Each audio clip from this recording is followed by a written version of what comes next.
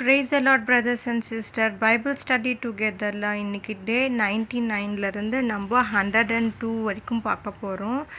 இப்போது நம்ம சாப்டர் 26லேருந்து 29 வரைக்கும் ஃபஸ்ட்டு பார்த்துடலாம். ஃபஸ்ட்டு அதிகாரம் 26.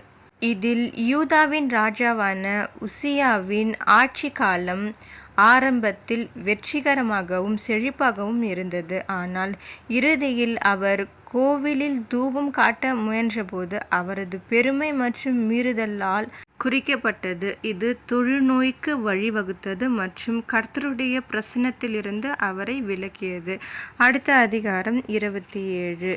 இதில் யூதாவின் ராஜாவாகிய யோதாம் 25 வயதில் தனது 16 ஆண்டு கால ஆட்சியை தொடங்கினார். அந்த காலத்தில் அவர் கர்த்தருடைய பார்வையில் சரியானதை செய்தார். அரண்சூழ் நகரங்களை கட்டினார், அம்மோனியர்களை தோற்கடித்தார். அடுத்த அதிகாரம் 28.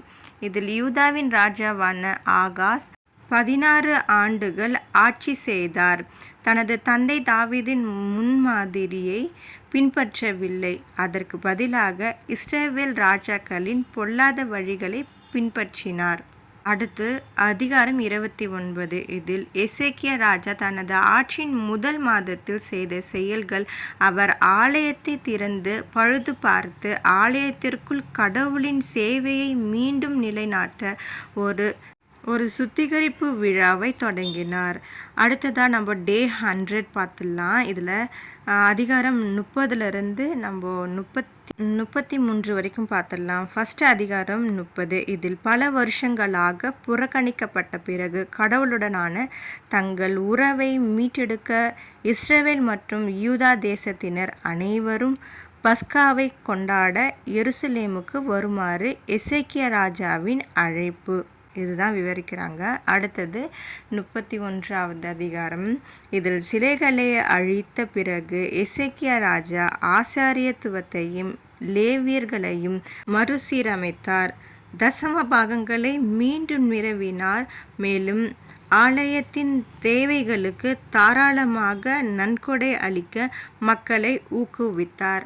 அடுத்த அதிகாரம் 32. இதில் எசேக்கியா ராஜா கடவுளுக்கு உண்மையாக இருந்த பிறகு ஆசிரிய ராஜாவான சனகெரிப்பின் படையெடுப்பை எதிர்கொண்டார். ஆனால் கடவுள் எருசலேமை அற்புதமாக பாதுகாத்தார். எசேக்கியாவின் ஆட்சி கௌரவத்துடன் முடிந்தது. அடுத்த அதிகாரம் 33. இதில் மனாசே ராஜா 55 ஆண்டுகள் ஆட்சி செய்தார். ஆரம்பத்தில் கர்த்தருடைய பார்வையில் பெரும் தீமையை செய்து யூதாவை சிலை வழிபாட்டிற்கு இட்டு சென்றார். ஆனால் பின்னர் அசிரியர்களால் சிறைப்பிடிக்கப்பட்ட பிறகு மனம் திரும்பினார். அடுத்து டே 101 34லேருந்து 1 எஸ்ரா வரைக்கும் பார்த்துலாம்.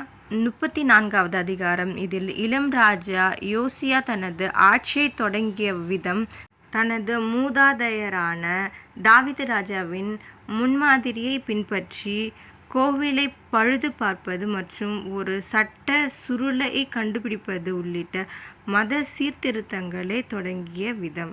இதை பற்றியது தான் அடுத்து 35வது அதிகாரம். இதில் எருசலேமில் யோசியா ராஜா பஸ்காவை கொண்டாடுகிறார். இது இஸ்ரவேலில் இதற்கு முன்பு கொண்டாடப்பட்ட எந்த கொண்டாட்டத்தையும் விட சிறப்பாக இருந்தது. இதில் குருக்கள், லேவியர்கள் மற்றும் யூதாவின் முழு மக்களின் பங்கேற்பும் மிகுந்த கவனத்துடன் ஏற்பாடு செய்யப்பட்டது. அடுத்த அதிகாரம் 36. இதில் பல யூத மன்னர்களின் ஆட்சி காலங்களை விவரிக்கிறது. இது பாபிலோனிய சிறையிருப்பில் உச்சகட்டத்தை அடைந்தது. மேலும் 70 ஆண்டுகள் தேசம் ஓய்வெடுப்பது பற்றிய தீர்க்க தரிசனம், அதைத் தொடர்ந்து சைரஸின் ஆணையின் கீழ் நாடு கடத்தப்பட்ட மக்கள் திரும்பி வருவது பற்றியது. அடுத்து நம்ம எஸ்ரா அதில் ஃபஸ்ட்டு சாப்டர் பார்க்கலாம். இதில் கர்த்தரால் உந்தப்பட்ட பாரசீக மன்னர் சைரஸ் நாடு கடத்தப்பட்ட இஸ்ரவேலர்களை எருசலேமுக்கு திரும்பி சென்று ஆலயத்தை கட்ட அனுமதித்தான்.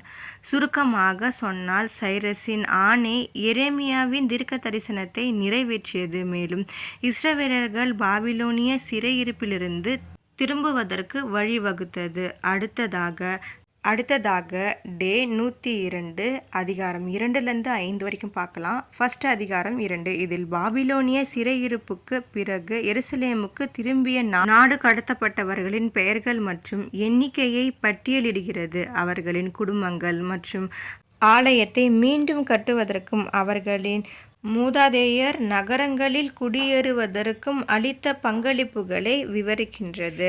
அடுத்த அதிகாரம் 3. இதில் இஸ்ரவேலர் கடவுளுக்கு மீண்டும் வழிபாடு செய்ய தொடங்கிய போது எருசலேமில் பலிபீடத்தை மீண்டும் கட்டுவதும் சுற்றியுள்ள மக்களின் பயத்தின் மத்தியிலும் வழக்கமான தகன பலிகள் செலுத்தப்படுவதும் தொடங்கியது. அடுத்த அதிகாரம் 4.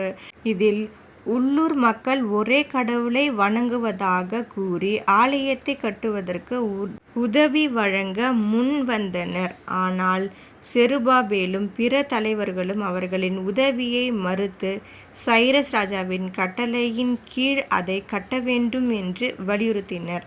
அடுத்த அதிகாரம் 5. இதில் தீர்க்கதரிசிகளான ஆகாய் மற்றும் சகரியா ஆகியோரால் தூண்டப்பட்டு எருசலேமில் ஆலயத்தை மீண்டும் கட்டுவதற்கான புதுப்பிக்கப்பட்ட முயற்சி, அதைத் தொடர்ந்து பாரசீக அதிகாரிகளின் விசாரணை, அதை பற்றி தான்.